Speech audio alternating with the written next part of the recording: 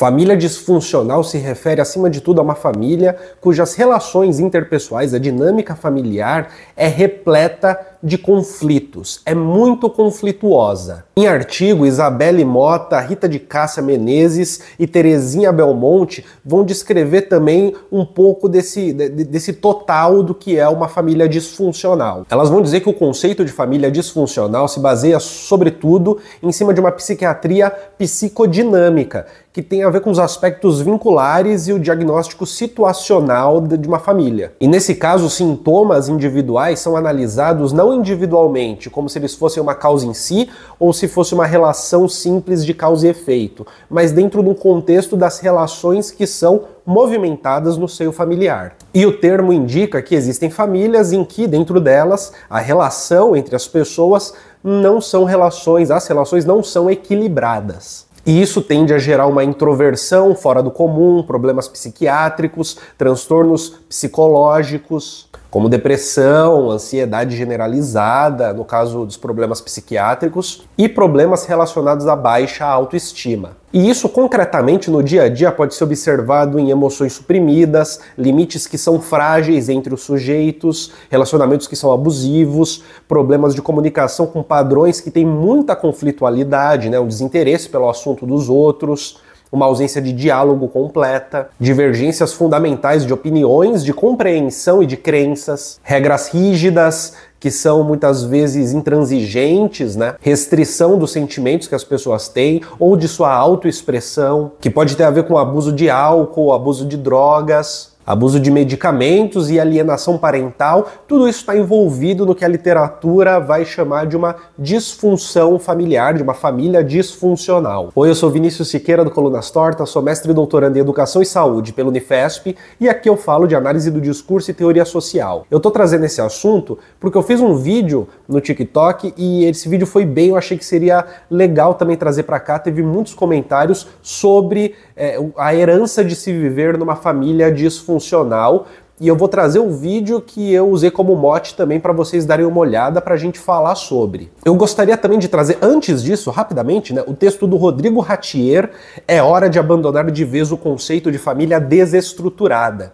E ele vai dizer, é muito interessante isso, que na educação esse conceito tem sido utilizado basicamente para falar de famílias pobres, desestruturadas simplesmente porque são pobres. E é muito interessante perceber como o conceito do desestruturado muitas vezes retira de foco um problema relacionado à estrutura econômica da sociedade que a gente vive. Mas vale dizer que o conceito do disfuncional não necessariamente tem a ver com pobreza. Embora a pobreza material possa estar correlacionada, ela possa ter algo a ver com diversas questões que a gente vai inclusive ver agora no vídeo.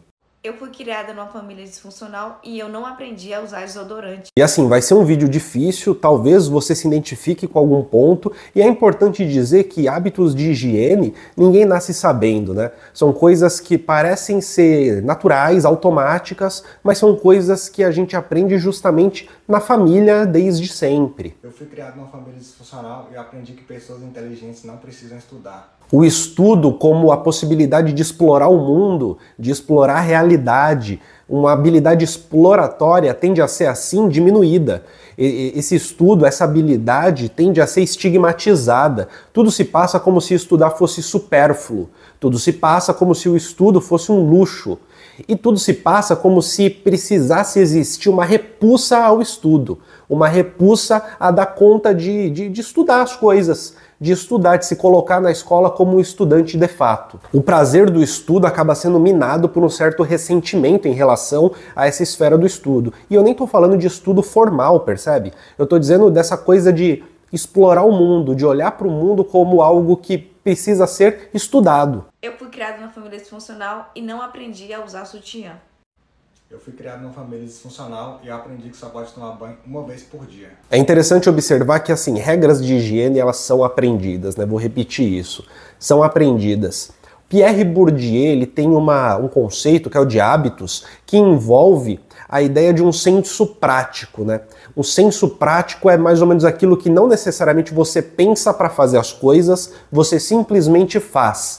Esse senso prático meio que é a base, a coisa mais básica para que você haja em sociedade, se adapte a determinados ambientes, e isso é aprendido no hábitos, ele é incorporado pelo sujeito primariamente na família. Na família você tem uma incorporação do que ele chama de um hábitos primário, uma base, um sistema base que vai te colocar no mundo para que você consiga agir em sociedade.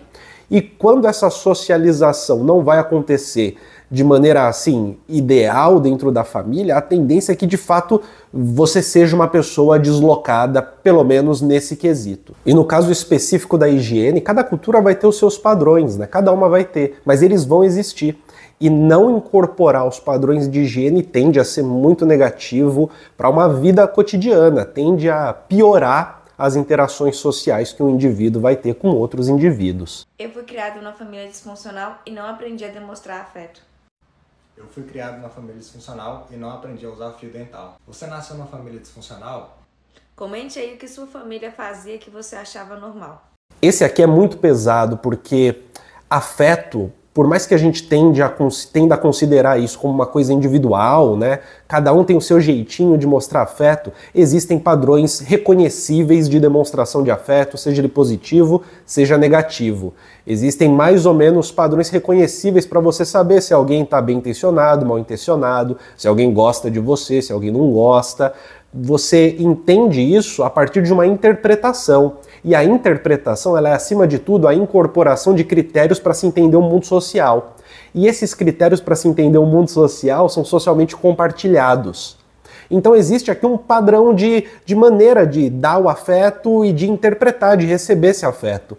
E esse tipo de coisa a gente aprende meio que, com muitas aspas, naturalmente ao longo da vida. A gente vai incorporando isso naturalmente ao longo da vida. Mas se a gente está numa família disfuncional, a tendência é o não reconhecimento correto de como se interpreta o afeto, ou de como se dá o afeto, ou do valor do afeto que se dá, ou seja, do valor da prática convertida no entendimento do afeto. E aí é claro que na vida adulta, quando você percebe, se dá conta, né, de ter crescido às vezes numa família disfuncional, a tendência é que a mudança seja algo talvez um pouco mais complicada do que quando se é criança e se está aprendendo hábitos, quando se está aprendendo as coisas do cotidiano, porque agora você é adulto, agora você está se relacionando com outros adultos, há expectativas óbvias que se tem sobre você, sobre como você vai se relacionar para ter uma boa relação com as pessoas, uma boa interação, bons laços sociais.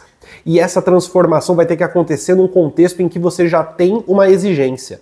Já se exige algo. Isso não é frescura, né? Não é exigência do tipo, eu não ligo para o que os outros pensam, né? Eu vivo a minha vida. É uma exigência real, né? Real. É a exigência, sei lá, de uma empatia de um amigo, é a exigência de alguém que consiga permanecer numa conversa, sem trazer a conversa para si, mas permanecer no assunto. É a exigência de alguém que consiga prestar uma ajuda quando necessário e consiga pedir uma ajuda quando necessário. É esse tipo de coisa, é essa exigência básica de sair com alguém que vai usar desodorante, pegando o exemplo aqui, né? Que vai ter hábitos de higiene.